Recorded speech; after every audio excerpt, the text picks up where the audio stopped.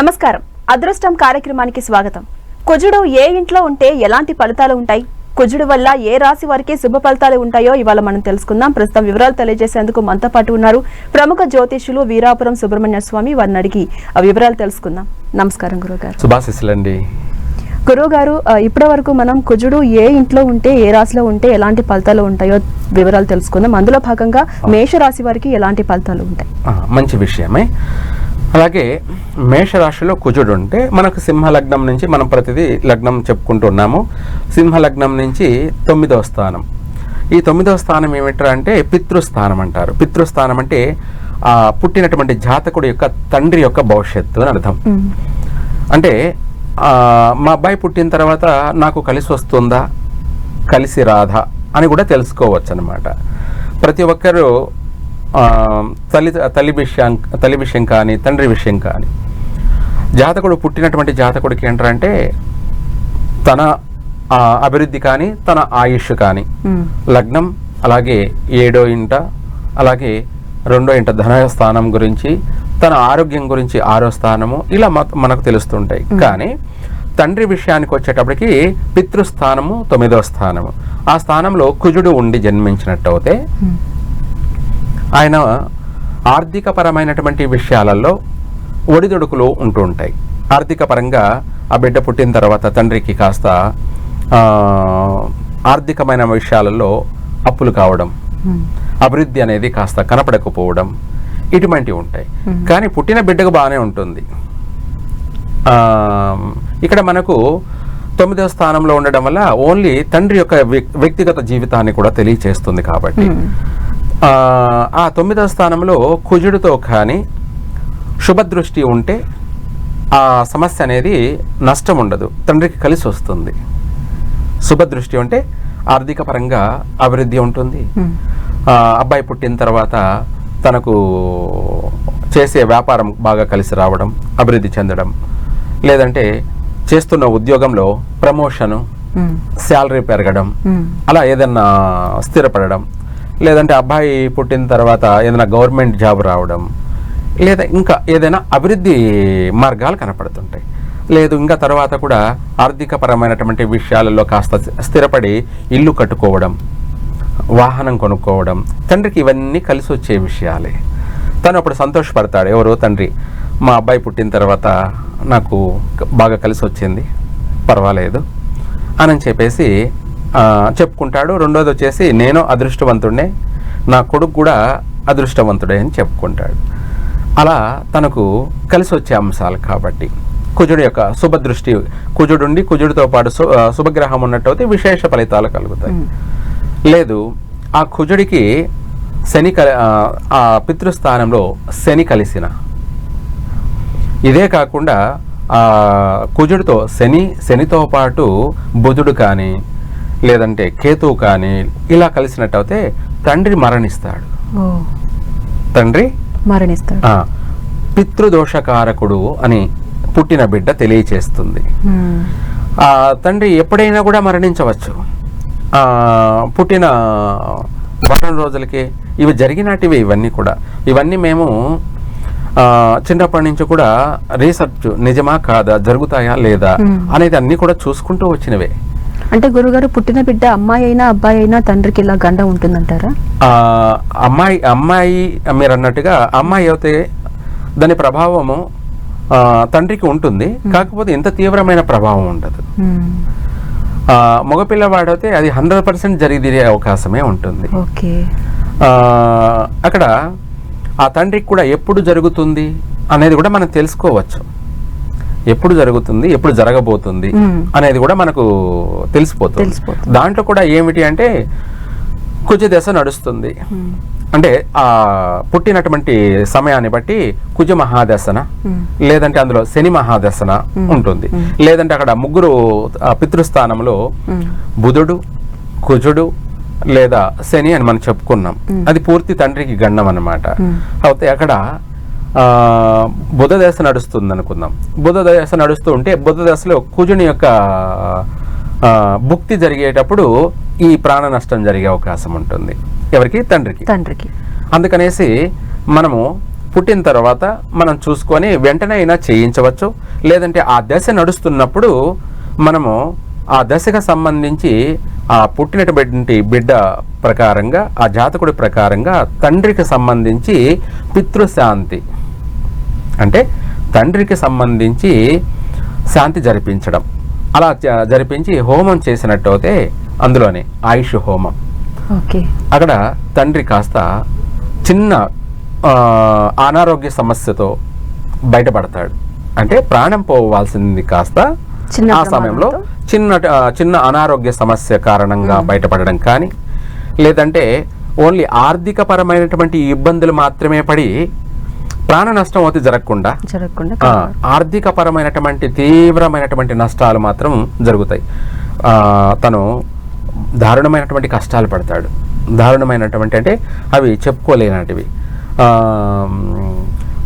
తను రోడ్డున పడే పరిస్థితి కూడాను, అందరితో అవమానాలు, ఇలాంటివన్నీ కూడా పడడం జరుగుతుంది. ఆ పడి ఆ కొద్ది రోజులు అవన్నీ ఫేస్ చేసి ఆ తర్వాత మళ్ళీ కోలుకోవడం జరుగుతుంది. అదే విధంగా గురువు గారు, మీరు సందర్భం వచ్చింది కాబట్టి అడుగుతున్నాను. కొన్ని సందర్భాల్లో ఏమవుతుంది అంటే తండ్రి మేషరాశిలో పుడతారు, కుజుడు ఆ రాశిలో ఉండడం జరుగుతుంది. అదే విధంగా కొడుకు కూడా అదే టైంకి అదే రోజున పుట్టడం, ఇలా కొన్ని సందర్భాల్లో చూస్తూ ఉంటాం. అలాంటప్పుడు ఎలాంటి పరిణామాలు ఉండొచ్చు?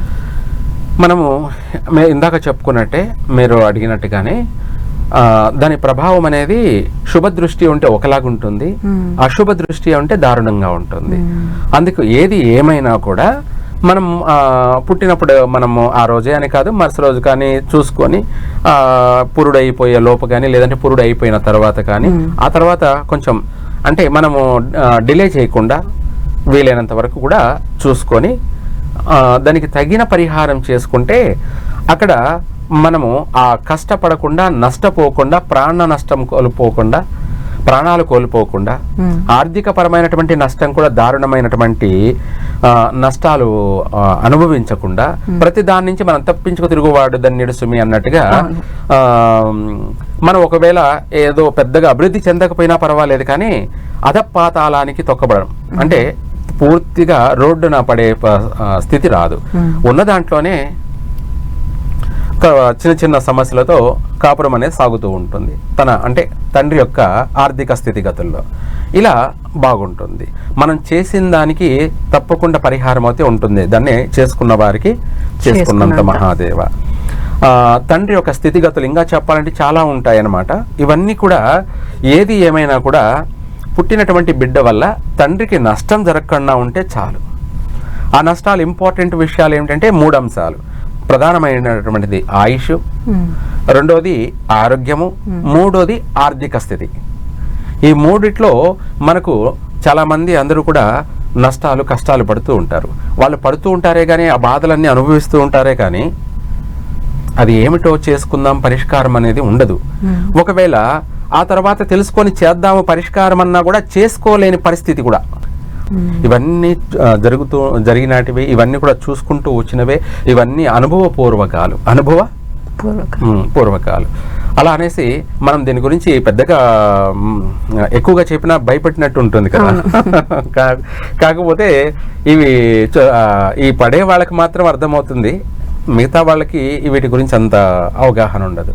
అలాగే తర్వాత వృషభ రాశి. వృషభ రాశిలో అక్కడ 10వ స్థానం వృత్తి స్థానం. అక్కడ కుజుడు ఉండి జన్మించినట్టు అయితే 10వ ఇంట చక్కగా వాడి డ్రీమ్స్ అన్నీ బాగుంటాయి. డ్రీమ్స్ అంటే ఆ పుట్టిన జాతకుడు సింహలగ్న జాతకుడు, అలాగే 10వ ఇంట్లో కుజుడు, వృషభ రాశి శుక్రుని స్థానంలో. మంచి పట్టుదల కలిగిన వాడు, బాగా ఓర్పు, సహనము, అనేక మంచి సద్గుణాలు కలిగిన వాడు. అంటే వాడు ఎట్లయినా సరే ఏ పని చేయాలనుకుంటాడో ఆ పని చేసిన దాకా వాడు నిద్రపోడు. పట్టుదల అది పూర్తి చేస్తాడు. ఎట్లా చేస్తాడు అంటే మెరాకిల్ లాగా ఉంటుంది వాడు. అంటే ఎదుటి వాళ్ళందరినీ మెస్మరైజ్ చేసేస్తూ వాడి పనిని వాడు చేయించేసుకుంటాడు. లేదా వాడే చేసుకుంటాడు, లేకపోతే ఎదుటి వాళ్ళ దగ్గరనే ఆ పనిని పూర్తి చేయిస్తాడు. ఆకర్షణ బలం కూడా ఎక్కువ ఉంటుంది అనమాట. ఆకర్షణ బలం అంటే ఒక మ్యాగ్నెట్ లాగా వాడి కంటి చూపులే ఎదుటి వాళ్ళని కట్టిపడేస్తూ ఉంటాయి. ఓకే. ఆకర్షణ వాళ్ళ ఫేస్ రీడింగ్ కూడా ఎలా ఉంటుందంటే చూసే అందరికీ కూడా ఇష్టము ప్రేమ. లేడీస్ అయితే ప్రేమించేస్తుంటారు, అంటే అందరూ కాదులేండి. అటువంటి వాడిని చూస్తే రాత్రి నిద్రపోరు ఇంకా, అంటే కలలోకి వచ్చేస్తాడు. ఆ నలుపున్నాడా ఎరుపున్నాడా తెలుపున్నాడా అనేది కాదు, ఆ ఫేస్ అనేది ఆ కళ్ళు ఆ చూపులు ఆకర్షణీయంగా ఉండడము, మళ్ళీ రాత్రి కళ్ళకు గుర్తు వచ్చేలాగా ఉంటుంది. అంటే అలా మన ఒక చెప్పలేనంత పాజిటివ్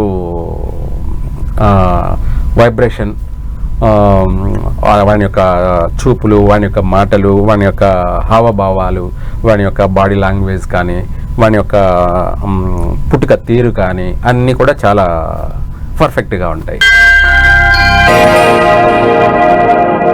రూపం గురించి చెప్పారు కదా, వ్యక్తిత్వము అలాగే అలాగే మనం ఇందాక అనుకున్నాం అన్ని పనుల్ని సాధించుకుంటూ చదువులో కూడా వాడు మొండివాడే, ఎట్ట తిరిగి బాగానే చదువుతాడు, ప్రతిదీ సబ్జెక్ట్ పాస్ అవుతూనే ఉంటాడు. అంతేకాకుండా వాడు లీడర్గా కూడా వ్యవహరించగలడు, 10 మందికి మార్గదర్శకుడుగా రాణించగలడు. ఇటువంటి వాళ్ళు ప్రేమించే పెళ్లి చేసుకుంటుంటారు.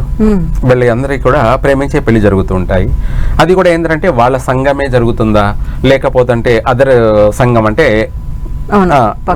వేరే కులస్తుల అనేది కూడా మనకు అక్కడ తేలిపోతుంది.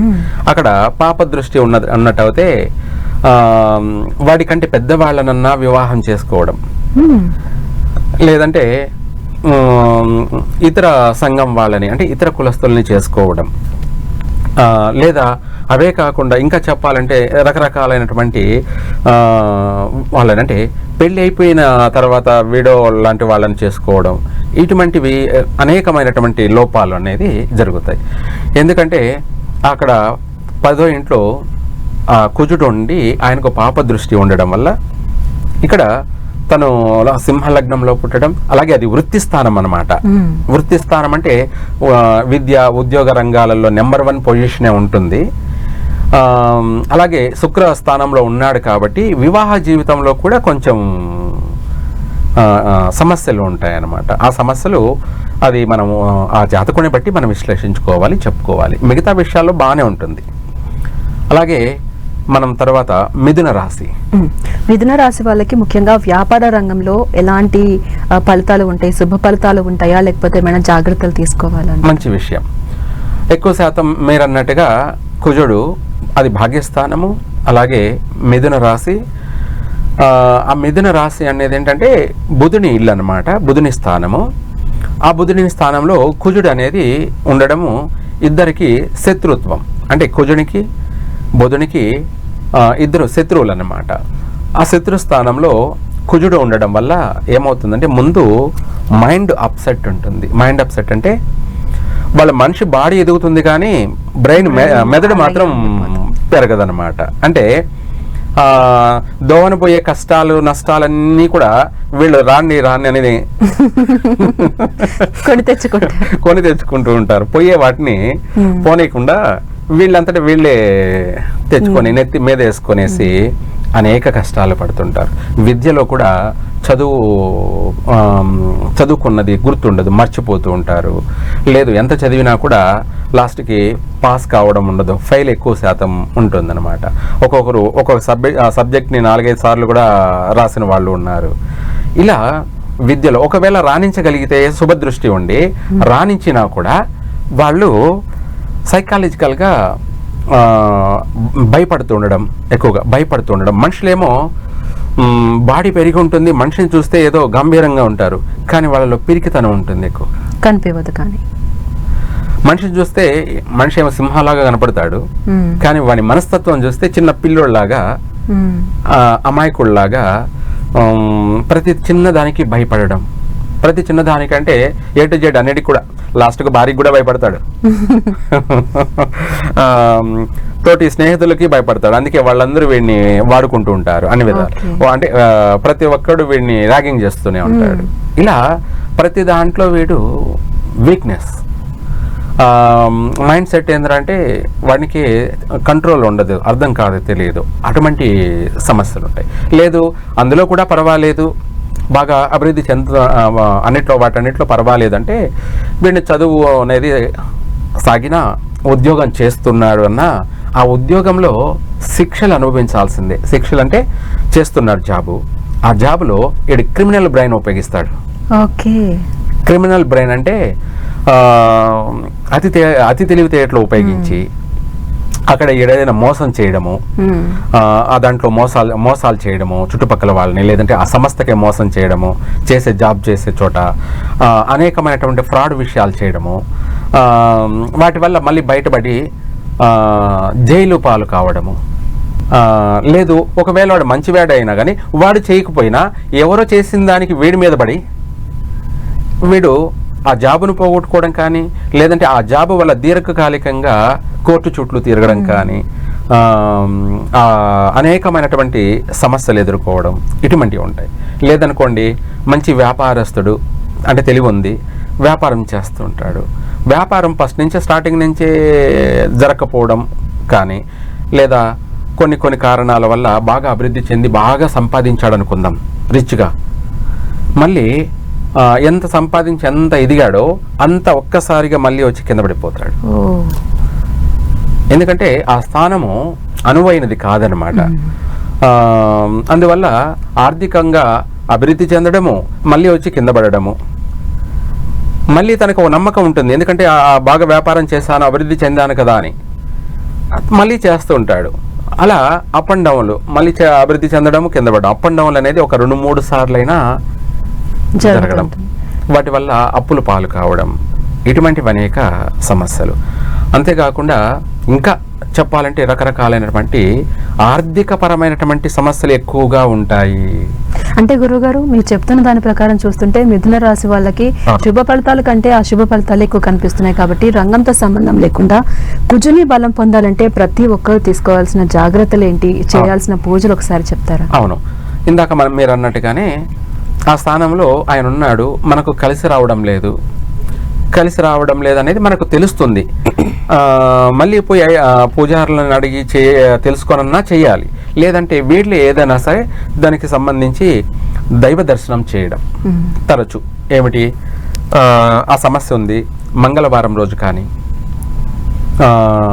లేదా బుధవారం రోజు కానీ నవగ్రహాలను దర్శనం చేసుకోవడం కానీ, లేదంటే శివాలయం దర్శనం చేసుకోవడం కానీ, లేదంటే అది కాకపోతే విష్ణు ఆలయాన్ని దర్శనం చేసుకోవడం కానీ, లక్ష్మీదేవిని దర్శనం చేసుకోవడం కానీ, ఇటువంటివి ఏమైనా సరే, లేదా మహాగణపతిని